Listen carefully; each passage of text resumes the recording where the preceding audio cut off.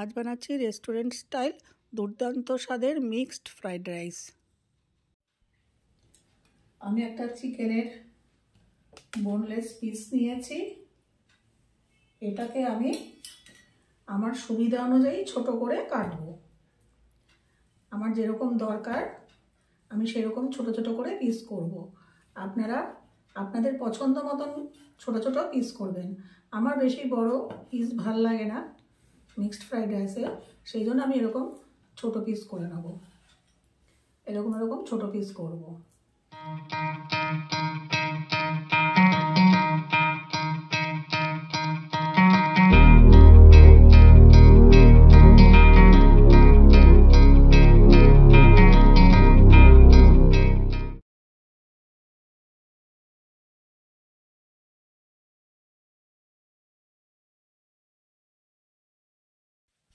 আমার চিকেনগুলো কাটা হয়ে গেছে, এগুলো আমি তুলে একটা বোলে ট্রান্সফার করে নিচ্ছি।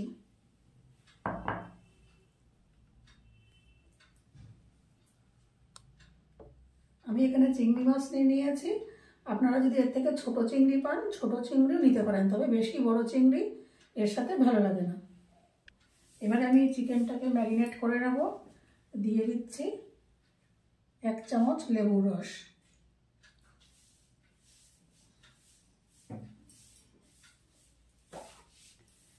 দিয়ে দিচ্ছি 1/2 চামচ আদা রসুন বাটা,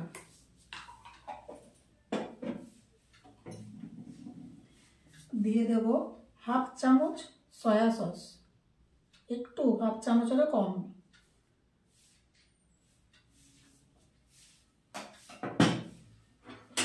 সাথে দেব সামান্য লবণ। এবার এটাকে মাখিয়ে রেখে দেবো আধা ঘন্টা। আধা ঘন্টা পর আমি রান্নাটা শুরু করব। এবারে আমি চিংড়ি মাছগুলোকে ম্যারিনেট করব। দিয়ে দিচ্ছি সামান্য আদা রসুন বাটা,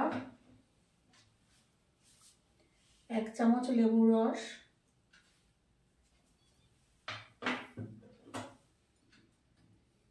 আর অল্প একটু লবণ। আমি চিংড়ি মাছে সয়া সসটা দেব না। এটাও মাখিয়ে আমি রেখে দেবো আধা ঘন্টা। আধা ঘন্টা পর আমি রান্না শুরু করব। আমি এখানে পরিমাণ মতো চাল দিয়েছি। এই চালটা কিন্তু প্যাকেটের চাল নয়, এমনি লুজ চাল কিনে নিয়ে এসেছি, সেই জন্য এটাকে আমি ধুয়ে আধা ঘন্টা ভিজিয়ে রাখবো। আপনারা যদি প্যাকেটের চাল ব্যবহার করেন তাহলে কিন্তু আধা ঘন্টা ভিজিয়ে রাখার কোনো দরকার নেই, এমনি চালটা ধুয়েই সাথে সাথে ব্যবহার করতে পারবেন। আমি এখানে একটা প্যান নিয়ে নিয়েছি, প্যানে দিয়ে দিয়েছি জল। জলটা ফুটে উঠবে, তারপরে আমি পরের প্রসেসে আসব। এখানে চালের জল ফুটে উঠেছে, আমি এবার এখানে দিয়ে দেবো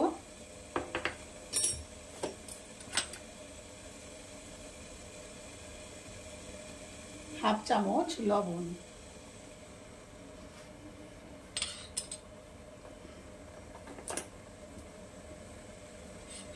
দিয়ে দেব 2 চামচ সাদা তেল,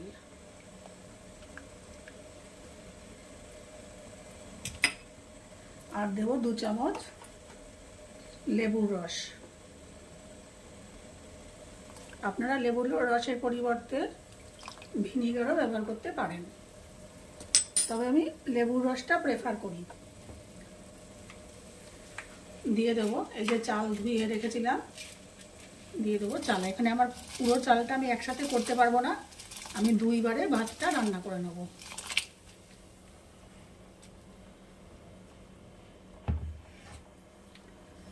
এটা কিছুটা আমি 80%, 70 থেকে 80% আমি এই ভাতটাকে রান্না করব।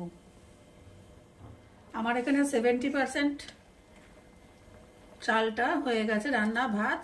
এবার আমি এটাকে শুকনো করে নেব, উবুর দিয়ে নেব, ফ্যানটাকে গালিয়ে নেব। আপনারা ঝুড়িতেও গালাতে পারেন। আমার এখানে ভাতটা রেডি হয়ে গেছে। এবার চলে আসছি আমি পরের প্রসেসে। এবার আমি গ্যাসে প্যান বসিয়ে দিয়ে দিয়েছি, দিয়ে দিলাম সাদা তেল। তেল গরম হয়ে গেছে, এবার দিয়ে দেবো ডিম।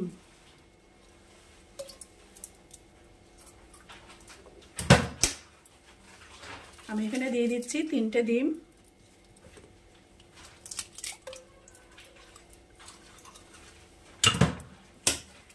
আপনারা যেরকম ডিম যদি পছন্দ না করেন ডিমটা স্কিপ করে যেতে পারেন বা 2টো ডিমও দিতে পারেন।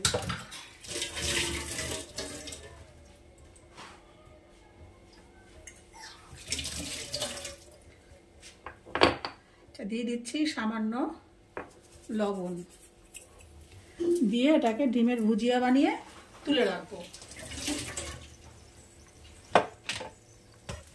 ডিমটা ভাজা হয়ে গেছে, যা ডিমটাকে তুলে রাখছি।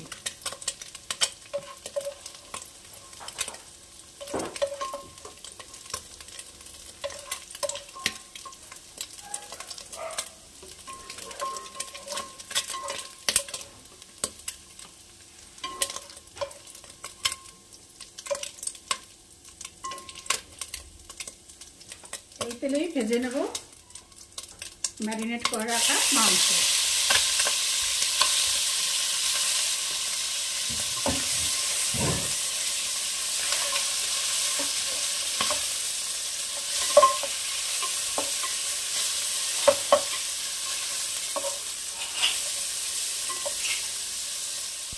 মাংসটা ভাজা হয়ে গেছে। মাংসটা বেশি ভাজবো না লাল করে, তাহলে মাংস শক্ত হয়ে যাবে, খাওয়ার সময় বাজে লাগবে। আমি মাংসটা তুলে নেব।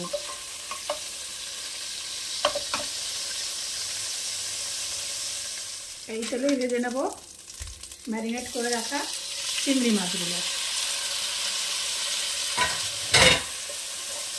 চিংড়ি মাছও বেশি ভাজবো না, চিংড়ি মাছ এমনিতেই বেশি ভাজলে শক্ত হয়ে যায়।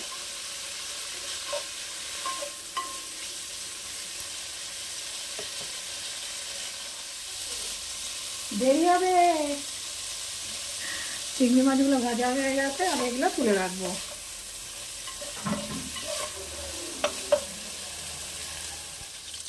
আমি ওই কড়াইতেই একটু তেল দিয়ে দিয়েছি, দিয়ে দিচ্ছি এবারে কুচি করে রাখা রসুন কুচি।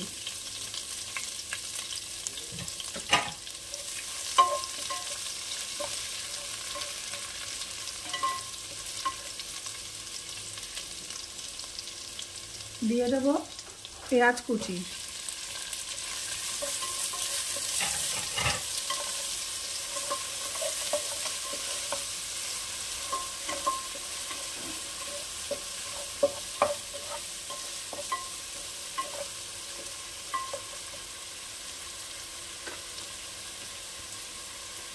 একটু ভাজা ভাজা হবে।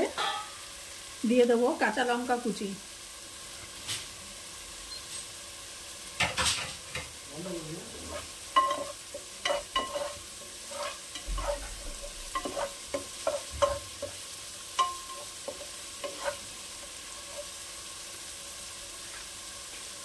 দিয়ে দেবো রসুন পাতা, পেঁয়াজ পাতা আমি কুচি করে রেখেছিলাম সেটা।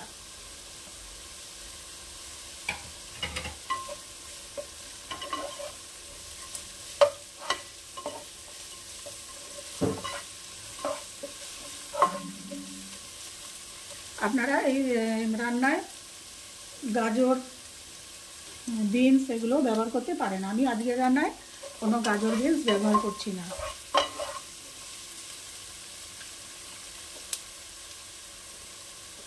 এবারে দিয়ে দেবো ভেজে রাখা চিংড়ি, ডিম আর মাংস।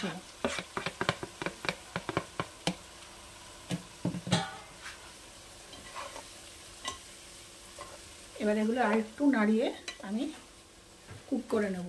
আমি কিছুক্ষণ এটাকে নাড়িয়ে নিয়েছি।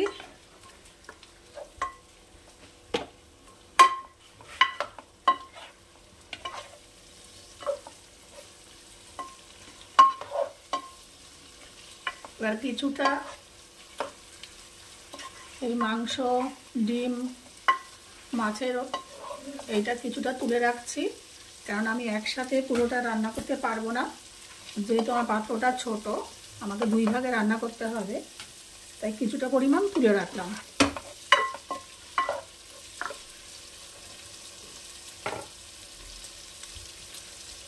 এবারে দিয়ে দিচ্ছি ভাত।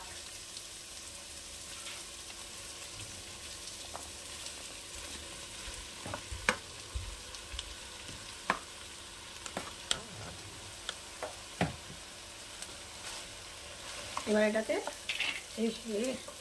আঁচ কমিয়ে হালকা হাতে নাড়াতে হবে। আরেকটা নিয়ে আসি হাতা। এবার এটাকে ভালো করে মিশিয়ে নিতে হবে হালকা হাতে।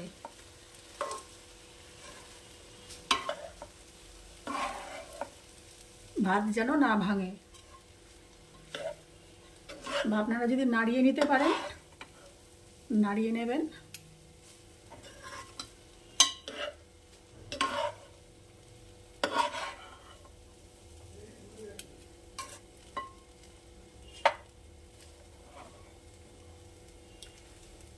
এবারে দিয়ে দেব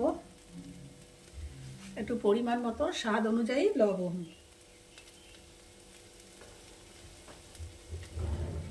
দিয়ে দেব অল্প একটু চিনি, সামান্য একটু চিনি।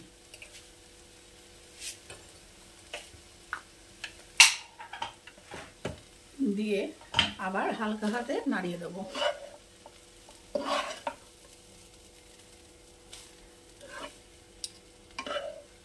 আপনারা নামানোর আগে একদম জাস্ট একটু আগে ইচ্ছা করলে একটু আজিনামোটো ছড়িয়ে দিতে পারেন। একটু সয়া সস